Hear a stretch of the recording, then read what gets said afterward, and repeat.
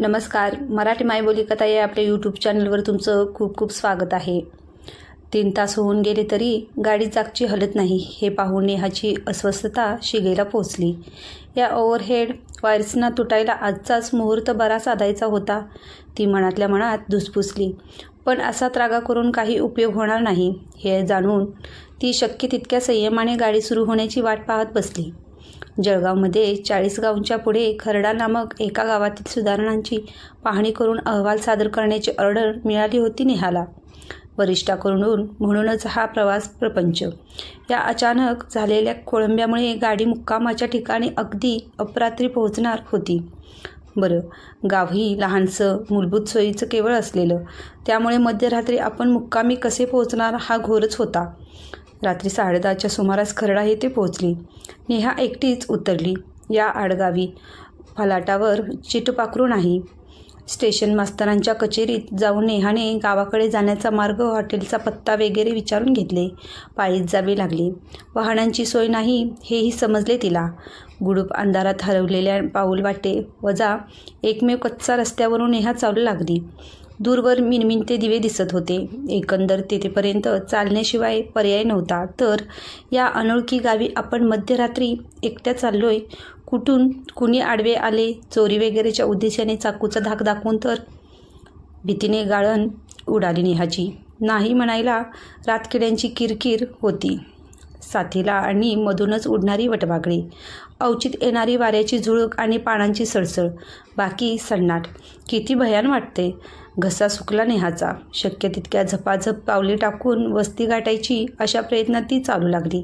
आणि अचानक काही काळाच्या आत एक तीव्र वेदनेची सणक मस्तकापर्यंत भिनली नेहाच्या. पायाला कुठल्याशा दगडाची ठेच लागली होती. आई गो! नेहा कळवळली आणि तोल जाऊन खाली पडत असलेल्या नेहाला हाताचा आधार मिळाला. नेहाने दचकून पाहिले तर एक शांत प्रसन्न चेहऱ्याची स्त्री तिला आधार देत होती. साडी, ठसठशीत कुंकू, वत्सल्य नजर अशी ती स्त्री पाहून नेहाला आईचीच आठवण झाली आणि मनोबळ मिळालं. त्या स्त्रीने नेहाची विचारपूस केली. नेहाने सर्व सांगून हॉटेलची चौकशी केली. अगो पोरी, चल तर खरी माझ्या संग आण. हॉटेल कशा पायी ग? या सकूचं घर असताना चल गुमान माझ्या घरला, असे म्हणत तिने नेहाला हाताला धरून सोबत नेले. काही अंतर चालल्यावर एक पिंपळ पार लागला आणि तिथून वळसा घेताच एक बैठा वाडा दृष्टीपथात आला. अंगणात छोटेसे तुळशी वृंदावन व त्यापाशी दिवा तेवत होता. नेहा काहीशी धास्तावलेलीच. अशा अनोळखी व्यक्तीच्या घरी जाणे योग्य नाही असे वाटत होते तिला.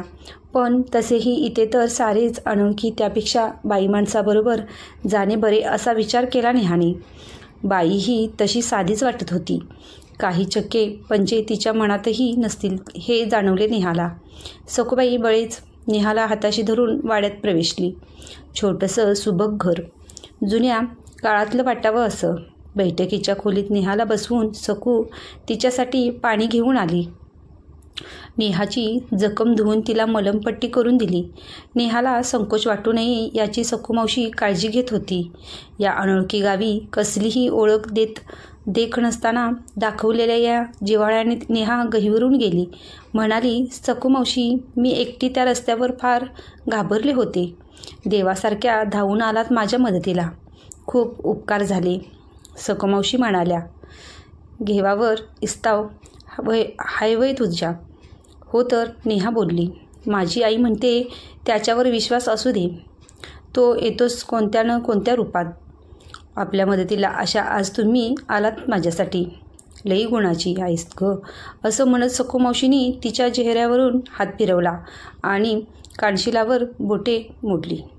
नंतर मावशीने तिच्या गरमागरम भाकरी भाजल्या. पिठलं भाकरी, मिरचीचाच ठेचा असे गावरान जेवण जेवून नेहा तृप्त झाली.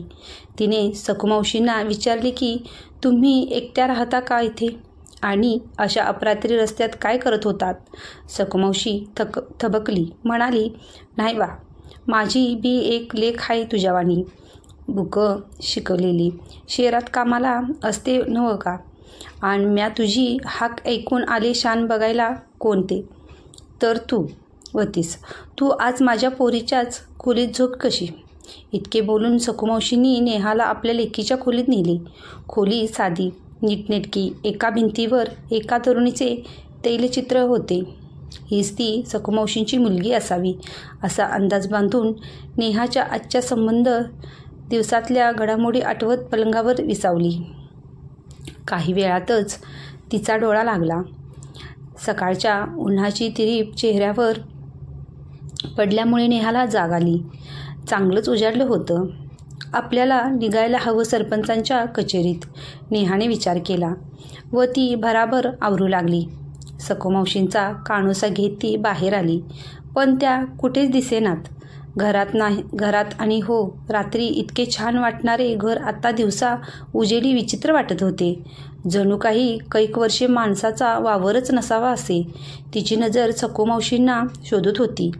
राहण्या खाण्याचे पैसे तर त्यांना द्यायलाच हवे होते. आधार दिल्याबद्दल आभारही मानायचे होते. आपण तर आज संबंध दिवस कामाच्या धांदलीत असू आणि लगेच संध्याकाळच्या गाडीचे परतीचे तिकीट आहे आपले, तेव्हा आताच सखूमावशींचा निरोप घेणे योग्य. सामान घेऊन नेहा बाहेर अंगणात आली आणि खाडकन घराचा दरवाजा बंद झाला. नेहा दचकलीच त्या आवाजाने. अंगणही सुनेसुने वाटत होते. तुळस चाप वटली होती. रात्री हे सर्व आपल्याला किती सुंदर सारवल्यासारखे वाटले होते, पण इथे तर पालापाचोळा धूळ याचेच साम्राज्य दिसते.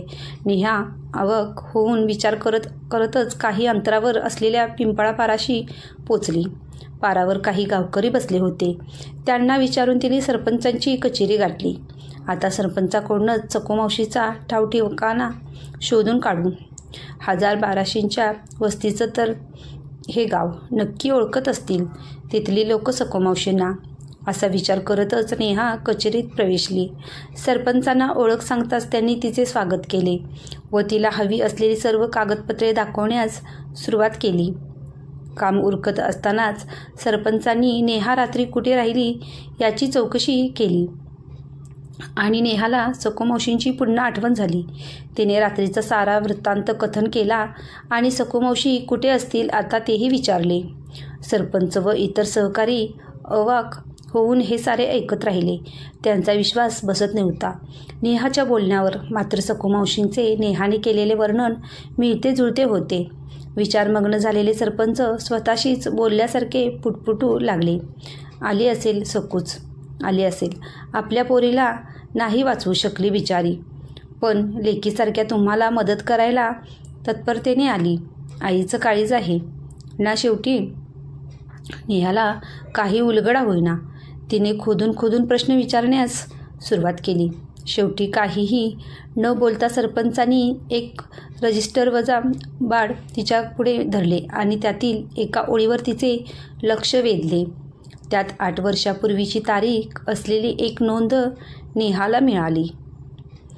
ही माझी कथा तुम्हाला कशी वाटली हे मला कमेंटमध्ये नक्कीच सांगा आणि माझ्या चॅनल लाईक करा, शेअर करा, सबस्क्राईब करा. धन्यवाद.